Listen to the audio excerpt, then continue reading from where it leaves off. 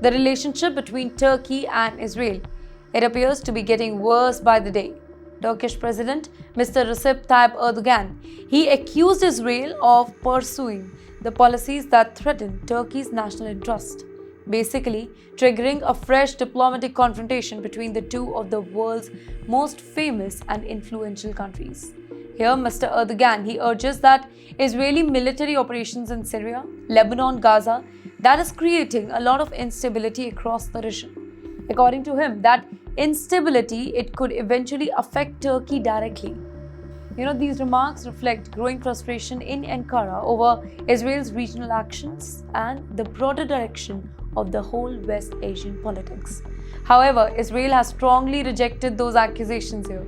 Israeli leaders have fired back with their own criticism of Mr. Erdogan, basically accusing him of inflammatory rhetoric and attempting to distract from Turkey's domestic and regional challenges here. Well, the result is another war of words between the two countries whose relationship has always been on a very bad term. What makes this whole story very important is that both Turkey and Israel, they are major military powers with significant influence in the region. Both have historically maintained close ties with the US. Yet today, they find themselves increasingly at odds over security diplomacy and the future of West Asia.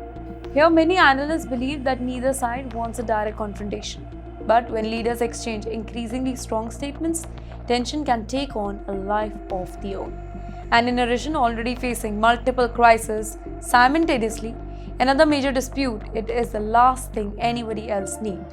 When China speaks during major international crises, the world pays attention.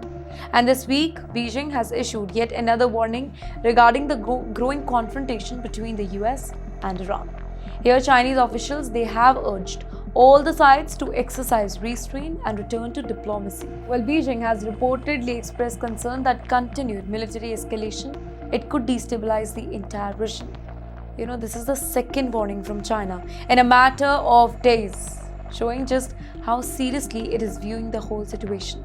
Here, China's position, it is not really surprising. Why? Because the country imports large amount of energy from the whole West Asia.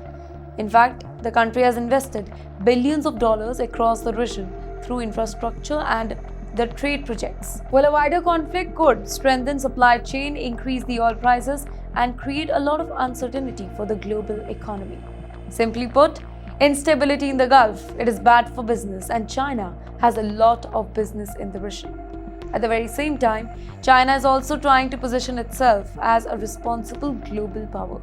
While Washington and Tehran exchange the threats here, China is presenting itself as basically a voice for dialogue and negotiations. Now, whether that particular message it is successful, that remains to be seen, but one thing is definitely clear. Well, the world's second largest economy, it does not want this conflict to spiral out of control. Now, for many observers, China's warning, it also highlights a larger reality here. The whole West Asia, it is no longer just a regional issue. Every major power now has economic, strategic, and political interest over there. And that means every new missile strike, it is being watched not just in Washington and Tehran, but also in Beijing, in Moscow, in Brussels, and beyond.